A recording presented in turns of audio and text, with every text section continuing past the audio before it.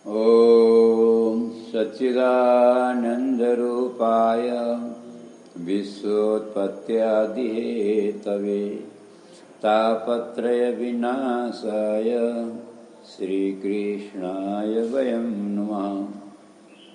श्री पुराण पुरुषोत्तम भगवान को आउनुहोस् आदरणीय भक्त सज्जन वृन्द, हामी आजको सत्सङ्गलाई प्रारम्भ गरौँ। पूर्व प्रसङ्गमा हामीले भगवान कपिलको र माता देवहूतिको परम पावन संवादलाई श्रवण गर्दै थियौँ। भगवान कपिलले माता देवहूतिलाई निमित्त बनाएर हामी सबैलाई अमोघ एउटा दिव्य ज्ञान भगवानलाई प्राप्त गर्ने उपाय बताउनु भएको छ। बडा मिठो प्रसङ्ग। हामीले पूर्व प्रसङ्गमा श्रवण गर्यौं अष्टाङ्ग योगको वर्णन, सांख्यको वर्णन,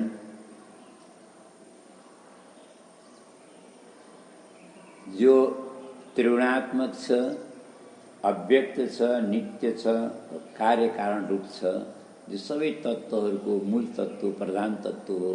तर उसको एउटा नाम प्रधान पनि हो, प्रकृति तत्त्व।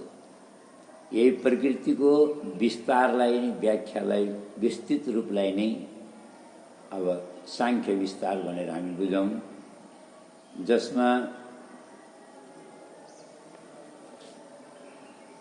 24 तत्त्वको वर्णन हामीले उसै दिन श्रवण गरिसकेका थियौँ। पञ्चभिर ब्रह्म चतुर्भिर दशभिर तथा एतत् चतुर्विंशतिकम गणम प्राधानिकम विदु। जस्तै पंच ज्ञानेन्द्रिय, पंच कर्मेन्द्रिय, मन बुद्धि चित्त अहंकार 24 भए, पंच महाभूत र पंच तन्मात्रा गरेर 24 तत्त्व। एतत् चतुर्विंशतिकम, यो 24 संख्यात्मक जो तत्त्व, यिनलाई प्राधानिकम विदु भने प्रकृतिको कार्य विस्तार जान्नु भने। अब जीवलाई 25वां तत्त्व मानौं। अब जीव र परमात्मालाई एउटै मानियो भने 25वां तत्त्व हो, परमात्मालाई अलग मानियो भने परमात्मा 26वां तत्त्व। अब यो त संसार हो, कसैले जीवात्मा परमात्मालाई एउटै तत्त्व मान्छन्, कसैले अलग तत्त्व मान्छन्।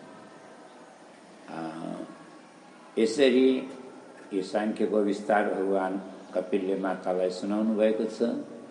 र 27वां अध्यायमा भगवानले प्रकृति पुरुषको ज्ञानद्वारा मोक्ष प्राप्ति हुन्छ भनेर भन्नुहुन्छ। अब कसरी भन्ने कुरा, अब जस्तै सूर्यको प्रतिबिम्ब एउटा पानीको तालाबमा पर्छ, पर पानीभित्र सूर्यको छाया देखिन्छ, तर सूर्य पानीसित निर्लिप्त हुन्छ। पानीसँग सूर्यको कोही सम्बन्ध हुँदैन, मात्र प्रतिबिम्ब देखिन्छ। त्यस्तै यो पुरुष पनि प्रकृतिमा रहेर पनि, घुलेर पनि, साम्यता भएर पनि पुरुषको प्रकृतिदेखि सम्बन्ध छैन, निर्लिप्त छ, निर्विकार छ, अलग छ। अब यसलाई यसरी सरल, अझै हामीले सरल बनाएर भनौँ, यसलाई सजिलो बुझ्ने भाषामा भनौँ। जस्तै यो हाम्रो शरीर, यो संसार, यो प्रकृतिले बनेको हो, प्रकृतिमय छ, प्रकृति रूप छ। और जीव बनेको, पुरुष बनेको जीव आत्मा। अब छन शरीरै भित्र छ, प्रकृतिमै छ, तर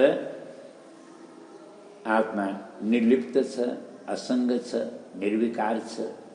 किन भन्दा आत्मा परमात्माको अंश हो। आत्माको एकता, ऐक्यता, सम्बन्ध परमात्मासँग छ र शरीरको एकता प्रकृतिसँग छ। अगर यही तत्त्व हामीले बुझ्यौं, जस्तै म शरीर होइन, म प्रकृति होइन, म परमात्माको अंश हो, किनकि आत्मा परमात्माको अंश हो। यही कुरा मान्छेले अनुभव गर्न सक्यो कदाचित बुझ्न सक्यो भने यसलाई प्रकृतिको बन्धन हुँदैन, संसारको बन्धन हुँदैन। किनकि मर्ने बेलामा संसारको सृजनको विषयको आसक्तिले र अहङ्कारले नै यो आत्मालाई संसारमा बाँध्ने हो, बन्धन हुने हो। यदि म परमात्माको अंश हुँ भनेर उसलाई दिव्य अनुभव भयो, ज्ञान भयो, प्रकृतिदेखि म अलग छु, शरीरदेखि अलग छु भन्ने अनुभवात्मक ज्ञान हुन्छ भने उसलाई बन्धन हुँदैन। यसैको व्याख्या नै भगवान कपिलले विस्तारले गर्नुभएको छ। र अष्टाङ्ग योग, यम नियम आसन प्राणायाम प्रत्याहार धारणा ध्यान समाधिको वर्णन पनि गर्नुभयो। तर माता देवहूति के भन्नुहुन्छ भने, भगवान म भक्तिको विस्तारले हजुरका श्रीमुखबाट कथा सुन्न चाहन्छु। म जस्ती साधारण नारीहरूलाई पनि संसारको बन्धनलाई छेदन गरेर परमात्माको प्राप्ति गराउन सक्ने सरल योग भक्ति योग, यसलाई हामीले परमात्माको प्राप्ति योग भन्दा पनि केही फरक पर्दैन। त विस्तारले सुन्न चाहन्छु भन्नुहुन्छ। त भगवान कपिलले के भन्नुभयो, मिठो प्रसङ्ग भन्नुभयो। भक्ति योगो बहुविधो मार्गेर भामिनी भाव्यते स्वभाव गुण मार्गेण पुंसाम भावो विविध्यते। माता, भक्ति योग त धेरै प्रकारको हुन्छ, बहुविध भन्नु, धेरै प्रकारको। भक्ति नाम एउटै भए पनि विधा धेरै प्रकारको हुन्छ, बहुविध। किन भन्दा स्वभाव गुण मार्गेण, मान्छेको स्वभाव अनुसार, मान्छेको प्रकृति अनुसार, मान्छेको गुण अनुसार मान्छेले विभिन्न प्रकारको भक्ति गर्छ, उपासना गर्छ। त भगवानले यहाँ 4 प्रकारको व्याख्या गर्नुभएको छ। हुन त यसको पनि फेरि जस्तै शाखाको प्रशाखा हुन्छ, त्यस्तै अनेकानेक रूप हुन्छ। तर ती अनेकानेक मध्यमा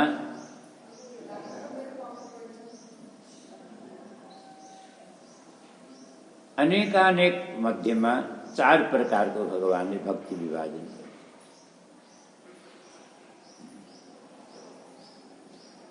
अभिसन्धाय यो हिंसाम दम्भम मात्सर्यमेव वा संरम्भी भिन्न दृग् भावम मयि कुर्यात् स तामस। माने हिंसा छोडेको छैन। हिंसा पनि त अनेक प्रकारको हुन्छ। जस्तै मनले कसैको कुभलो चिताउनु, अनिष्ट चिताउनु, अर्काको गलत चिताउनु, यसलाई पनि हिंसा भनिन्छ। यो मानसिक हिंसा हो। मान्छेले अर्काको अनिष्ट चिताउँछन्, कहीँ त्यसको सर्वनाश होस्, त्यसको कुभलो होस्, यो अनिष्ट चिताउनु यो मानसिक हिंसा हो। एउटा बाचिक हिंसा हुन्छ, मुखले केही बाँकी नराखेर फलाक्छन् मान्छे, अर्कालाई श्राप दिन्छन्, गाली दिन्छन्, अर्काको चित्त दुखाउँछन्, रुवाउँछन्, आँसु बगाउँछन्। यसलाई बाचिक हिंसा भनिन्छ। जब हामीले हिंसा भनेर बुझेका छौँ, त्यो शारीरिक हिंसा माने हत्या गर्नु, कसैलाई मार्नु, काट्नु, यो दैहिक हिंसा हो।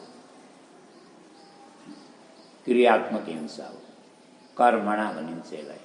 मनसा वचसा कर्मणा, कुनै पनि प्रकारको हिंसादि कर्म छोडेका छैन।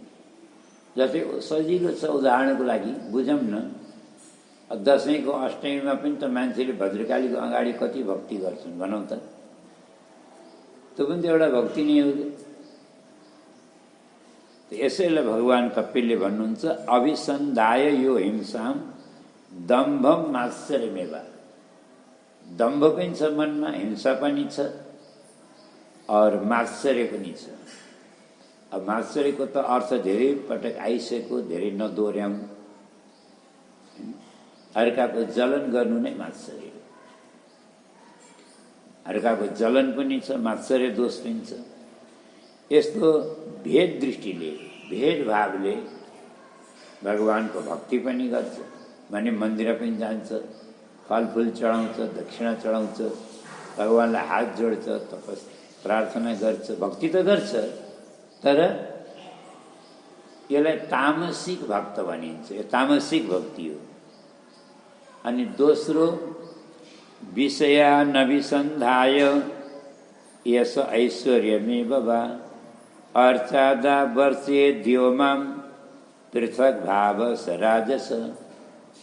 दोस्रो हुन्छ कसैको हत्या र हिंसा त गर्दैन, कसैको कुवलो त चिताउँदैन, र अर्काको अनिष्ट त चिताउँदैन, तर आत्मकल्याणको र मुक्तिको बाटोमा पनि लागेको छैन। उसलाई आत्मकल्याणको चिन्ता पनि छैन, ज्ञान पनि छैन, विवेक पनि छैन।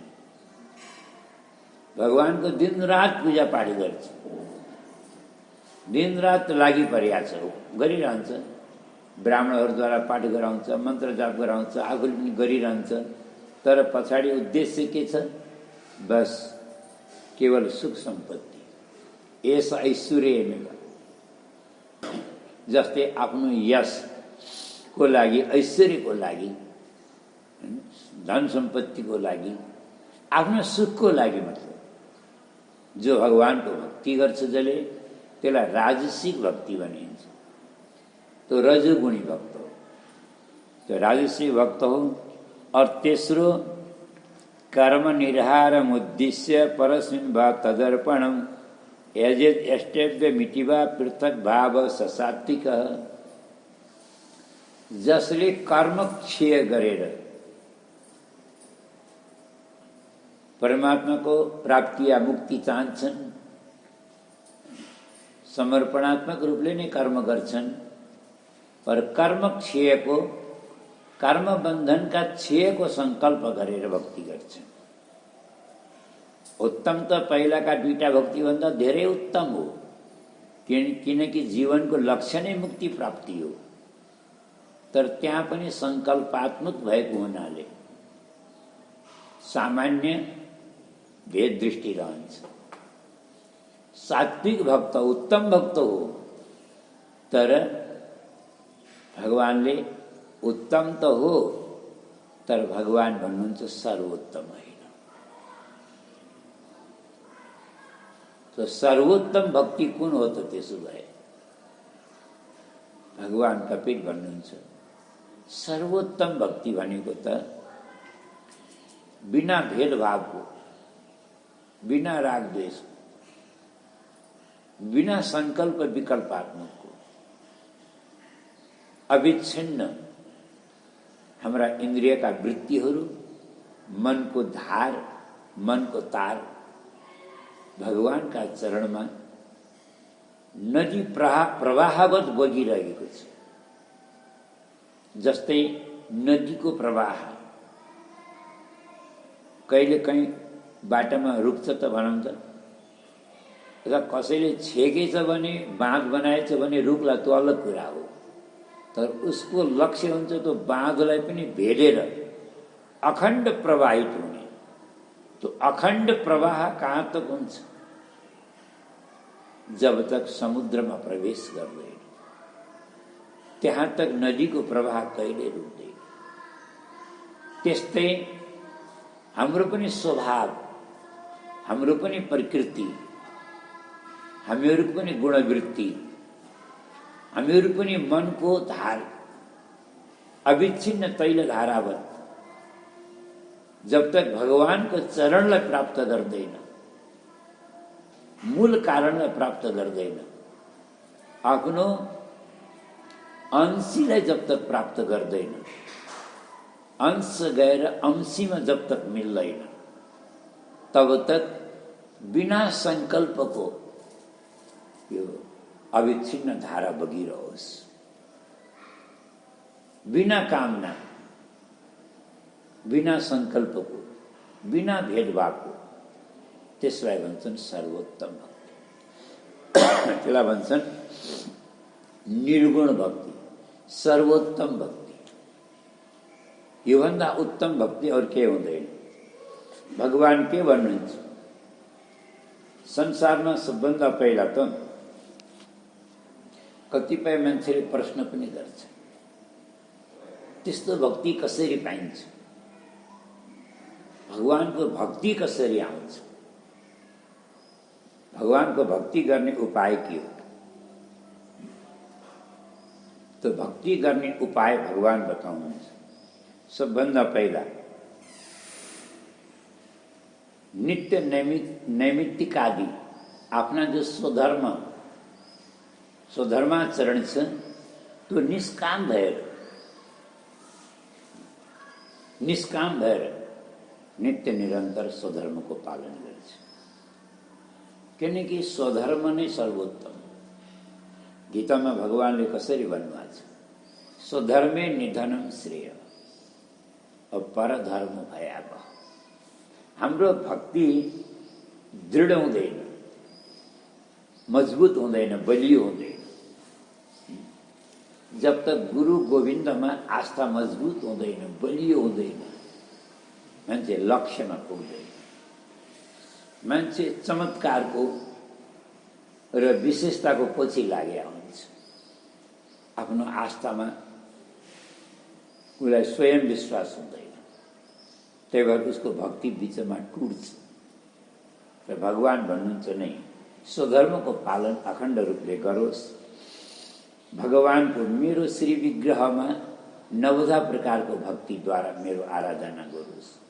जस्तै हामीले भागवतमा सुनेका छौँ, प्रहलादजीको प्रसङ्गमा श्रवण कीर्तन स्मरण पाद सेवन अर्चन बन्धन दास्य सख्य भक्ति सके। भगवानको सेवा पूजा श्रद्धापूर्वक गर्नाले, धैर्य धारण गर्नाले, प्राणी मात्रमा दया गर्नाले, महापुरुषहरूको सङ्गति गर्नाले, सुख दुःखमा समान रहनाले, यम नियमको पालन गर्नाले, आध्यात्मिक शास्त्रहरूको अध्ययन गर्नाले और सत्सङ्ग गर्नाले और भगवानमा भक्ति कर्मशः आपसे बढ्दै जान्छ। भक्ति बढ्ने और यस्ता जो सर्वोत्तम निर्गुण निष्काम जो भक्त हुन्छन्, यीभन्दा प्रिय मलाई संसारमा अरू कोही पनि लाग्दैन। अब तिनीहरूले पनि मेरो सेवालाई, मेरो गुणगान, मेरो आराधनालाई छोडेर मैले तिनीहरूलाई मुक्ति दिँदा पनि तिनीहरू लिन चाहँदैनन्। भगवानले 4 प्रकारको मुक्ति दिनुहुन्छ, 4 प्रकारको, 5 प्रकारको। सालोक्य, साष्टी, सामिप्य, सारूप्य, कत्तुमप्पित। यो मुक्तिका भेद हुन्। कसैलाई हामी सायुज्य मुक्ति भन्छौँ, कसैलाई सालोक्य, सामिप्य। सालोक्य भनेको भगवानको लोकमा, धाममा जानु सालोक्य हो। भगवानको समीपमा बस्न पाउनु सामिप्य भयो। भगवानकै जस्तै पार्षद रूप प्राप्त गर्नु सारूप्य मुक्ति भयो। ओ भगवानमै लीन हुनु यसलाई सायुज्य भयो। तर यस्ता अद्भुत दिव्य प्रकारका मुक्ति पनि मेरा भक्तले चाहँदैन। दीयमानम न गृह्णन्ति। सालोक्य, साष्टी, सामिप्य, सारूप्यकत्वमप्युत। दीयमानम माने मैले दिइरहेको छु, परन्तु न गृह्णन्ति। मेरा भक्तले स्वीकारै गर्दैन। भुक्ति त के, मुक्ति पनि चाहँदैन। त्यस्ता मेरा भक्त मलाई सबैभन्दा ज्यादा प्रिय हुन्छ। अझ एउटा सानो उदाहरणद्वारा बुझौँ है, बुझ्नको लागि मात्रै भन्ने हो। कोही शास्त्रीय कुरा होइन, प्रमाणिक कुरा होइन, एउटा खाली मनोमन्थन हो। एक जग्गा 8-10 जना सन्त बसेका, चर्चा गरेका। एकजनाले भन्दा रहेछन्, संसारमा सबभन्दा ठुलो के होला? अर्काले भने पृथ्वी। किन? जता देखो त्यतै पृथ्वी त छ नि। अब पृथ्वीभन्दा ठुलो त के होला? अनि अर्काले भने होइन, पृथ्वी त एक भाग मात्रै छ, यसको दुगुना त समुद्र छ। अनि समुद्र ठुलो भएन, समुद्र मात्रै दुगुना छ। तर त्यो होइन। समुद्रको अलावा पनि त पानी हुन्छ कि हुँदैन र? नदी, नाला, तालाब, सरोवर, कुवा, पोखरी। अझ त्यसको अलावा हामीले धरतीमा जहाँ खन्यो 150 फुट तल जानु त पानी छ छैन? धेरै तल जानु पर्दैन। हर ठाउँमा 50-50 फुटमा पानी आउँछ। राजस्थान जस्तो मरुभूमिमा पनि 400-500 फुट तल जाने भने पानी निकाल्छ मान्छे। कोही कोही ठाउँमा अझै तल होला, अलग कुरा। तर पानी त छ नि सब जग्गा। पानी ती सब जोड्ने भयो नि त 10 गुना। यो मात्रै होइन, पृथ्वी, जल, तेज, वायु, आकाश, यी सबै 10-10 गुना उत्तरोत्तर एउटाभन्दा अर्को ठुलो छ। जस्तै पृथ्वीभन्दा जल 10 गुना, जलभन्दा तेज, तेजभन्दा वायु, वायुभन्दा आकाश, आकाशभन्दा अहंकार, अहंकारभन्दा महत्त्व, महत्त्वभन्दा प्रकृति। प्रकृतिदेखि परे बल्ल भगवत तत्त्व। अस्तु, खेर त्यही भएर समुद्र ठुलो छ भने अर्काले। अनि तेस्रो व्यक्तिले फेरि के भने, हुन त हो, समुद्र पृथ्वीभन्दा ठुलो छ, यसमा कोही शङ्का छैन। तर हाम्रो पुराणमा एउटा यस्ता महात्मा पनि भए, समुद्रको पानी चुल्लुमा उठाएर पिइदिए, पान गरे। हामीले कथा सुने होला नि। ती ऋषि कुन हुन्? अगस्त्यजी। कल्पना गर्नु त कति शक्ति हो। समुद्रलाई उठाएर पिइदिए। त्यो समुद्रभन्दा ठुला त अगस्त्य ऋषि भएन र? धरणी, उदधी, अगस्त्य, रवि। अगस्त्य,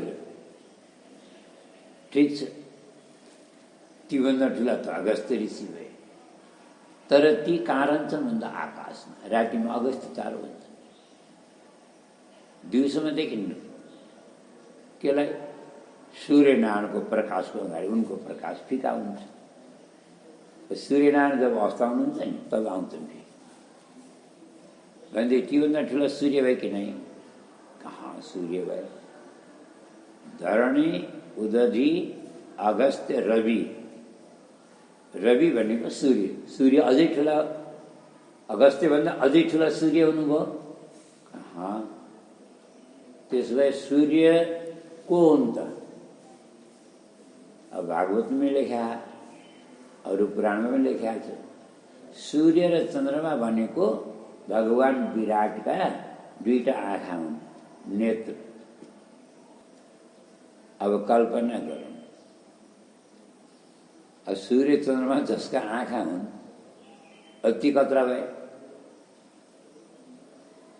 कल्पनै गर्न सकिन्न। भगवानभन्दा ठुलो दुनियाँमा को हो? सूर्य चन्द्रमा त जसका नेत्र हो। यो कुरा पनि सत्य हो। भगवानभन्दा ठुलो कोही छैन। अब भक्तले विचार गरेर के भन्छन् त्यो त ठिक हो, तर भगवान साँच्चै भन्ने भने बस्नुहुन्छ कहाँ? भगवानको निवास स्थान कहाँ हो? एउटाले भने भक्त त भगवानका हृदयमा भन्नुहुन्छ। त्यति ठुला भगवानलाई आफ्नो हृदयभित्र बसाउन सक्ने भक्त कति ठुलो भक्त? सोच्नु त, भक्तभन्दा ठुलो कोही भयो दुनियाँमा? धरणी, उदधी, अगस्त्य, रवि, कर्मश कहिए श्रेष्ठ, और इनते हरि, हरि भगवान सबभन्दा ठुला। इनते हरि, और जे हिय बसे, अति हरि जसका हृदयमा बस्छन्, भक्त सबै ते श्रेष्ठ। यो कुरा स्वयं भगवान भन्नुहुन्छ।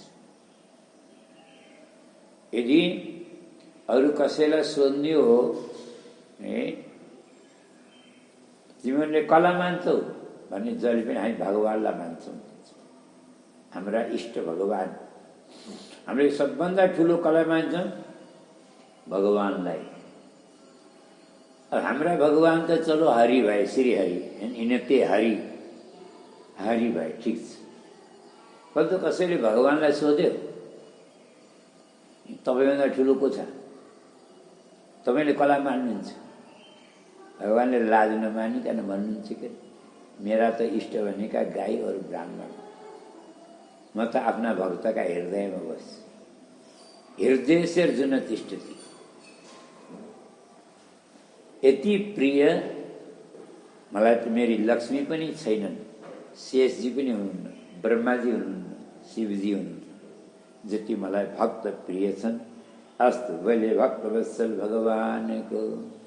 अब अगाडि भगवान कपिलले आसक्त जीव भने संसारमा, विषयमा, वासनामा, भोग विलासमा जो आसक्त छन्, आकण्ठ मग्न डुबेका छन्, जसलाई भगवानको भक्ति के हो, भजन के हो, आस्था के हो, उपासना के हो, जीवनमा चिन्तन गर्ने फुर्सदै छैन, वास्तै छैन। और व्यसन छोड्न सक्दैनन्। सांसारिक व्यसन, न वासना, न व्यसन, न फेसन है। यो सन्तले भन्छन् है, साँच्चै भने संसारमा फसाउने भनेको या त व्यसन लियो या फेसन लियो। कलियुगमा हेर्नु मान्छे और फेसनमा र व्यसनमै चाहिँ डुबिआएको रहेन। जो फेसनमा र व्यसनमा संसारमा आसक्त छ, त्यो मान्छेको परिणाममा अधोगति हुन्छ। त्यसले नरकको यातना भोग्नुपर्छ, त्यसले मरेर नारकी योनिमा जन्म लिनुपर्छ। भगवान कपिलले त नारकीय यातनाको पनि वर्णन गर्नुभयो। अब त्यो सबै व्याख्यान नगरौँ। यति मात्रै हो, कल्याण चाहने मनुष्यले व्यसनमा र फेसनमा डुबेर भगवान्लाई नबिर्सनु, भगवानको चिन्तन जिन्दगीमा कहिले नछोड्नु, यदि कल्याण चाहने हो। भगवानको भक्ति और भजन भन्दा ठुलो के छ? हामीले यही बुझ्न सक्यौँ भने हाम्रो निश्चित कल्याण हुन्छ। भगवानले गर्भगत जीवको वर्णन गर्नु, यो हामीले गुरु पुराण सुन्दाखेरि पनि सुनिरहेका हुन्छौँ। अब कर्म दैव नेत्रेण जन्तुर्देहो पपत्तये स्त्रिया पृष्ठ उदरम पुंसो रेतकणाश्रय, सब भगवानले विस्तारै रजवीर्यका सम्बन्धले यो जीवात्माको शरीरको निर्माण कसरी हुन्छ, कति दिनमा कसरी बढ्छ, कसरी शरीर बन्छ, अनि कसरी यसको गर्भवास हुन्छ, गर्भको यातना, गर्भको पीडा, गर्भको दुःख, त्यहाँको मलमूत्रमा मुछिएर बसेको हुन्छ, त्यसलाई कति पीडा हुन्छ, रुन्छ, कराउँछ। भगवानसँग प्रार्थना गर्छ, प्रभु यहाँबाट निकालिदिनुहोस् मलाई, म कबुल गर्छु प्रभु, म कबुल गर्छु, जन्मेर कोही नराम्रो काम गर्ने छैन, दिनरात हजुरको भजन गर्ने छ। भगवानलाई माया लाग्छ, हुन्छ त जा भनेर कृपा गरेर गर्भबाट बाहिर निकालिदिनुहुन्छ। निरुच्छ्वासो गत स्मृति, पर्श पीडाले सबै स्मरण उसको शक्ति नष्ट हुन्छ, स्मरण शक्ति नष्ट हुन्छ। फेरि उही संसारमा उही संगत, उही आसक्ति, उही मोह माया, उही संसारको भुमरीको उसबाट संसार चक्रबाट बाहिर निस्कन सक्दैन। त्यही भएर पुनरपि जननम पुनरपि मरणम पुनरपि जननी जठरे शयनम, कहिल्यै मुक्त हुँदैन। कसरी मुक्त हुन्छ त? आद्य शंकराचार्यको अमूल्य वाणी, अनमोल दिव्य वाणी, भज गोविंदम भज गोविंदम गोविंदम भज मूढ़मते कल्याण चाहन्छस् भने हे मूढमती मनुष्य मन गोविन्दको शरणमा जा, किनकि भगवानले भन्नुभयो गीतामा, जो मेरो शरणमा आउँछ म उसको रक्षा गर्छु, योगक्षम वहन गर्छु, सम्पूर्ण पापबाट मुक्त गरेर म आफ्नो धाममा लैजान्छु। यो वाणी वचन जसले मान्दैन है। अब अन्तिममा भगवान कपिल भन्नुहुन्छ, माता जो सकाम भक्त हुन्छन्, पूजा पाठ गरे पनि, उपासना गरे पनि, जति तन्त्र मन्त्र गरे पनि, जति भोज भतेर लाए पनि, जति त्याग तपस्या गरे पनि, जो सकाम हुन्छन् तिनीहरू चन्द्रयानको बाटो पितृलोकमा जान्छन् तथा स्वर्गलोकमा जान्छन्, पुण्य भोग गर्छन्, मोज मस्ती गर्छन्। और जुन दिन पुण्य सकिन्छ, क्षीणे पुण्य मर्त्यलोकम विशन्ति, पुनः यही संसारमा आएर फेरि यही संसार चक्रमा यही चक्कर काट्छ। और जो निवृत्ति परायण निष्काम भक्त हुन्छन्, भगवानका जो अनपाइनी भक्ति, अनुरागात्मिका प्रेम लक्षण भक्ति गर्छन्, सम्पूर्ण विषय वासनाबाट निष्काम भएका छन्, संसारमा कसैको केहीको चाहना छैन, कसैमा मोह माया छैन, भगवानमा नै समर्पित भएका छन्, समर्पणात्मक रूपले शरणागत भएर भगवानको अनन्य श्रद्धा भक्तिका साथ भजन गर्छन्। उनलाई प्रभुलाई बाहेक अरू कसैलाई न जान्दछन् न मान्दछन्। संसारको कर्म त्याग गर्नु पर्दैन, व्यवहार छोड्नु पर्दैन, तर कर्तव्य बुद्धिले गर्दै रहे पनि आसक्ति र अभिमानले नगर्ने, कर्तव्य बुद्धिले गर्ने। जस्तै छोराछोरीलाई पढाउनु हाम्रो कर्तव्य हो, यिनको भविष्यको ख्याल राख्नु हाम्रो कर्तव्य हो, यिनको बिहा गराइदिनु, यिनलाई नोकरी लगाइदिनु, यिनको जीवनलाई सफल बनाउने प्रयास गर्नु कर्तव्य हो। तर आसक्त भएर, और आसक्ति तो भगवान का चरण, यही जीवन को लक्ष्य है। भले भक्तवत्सल भगवान को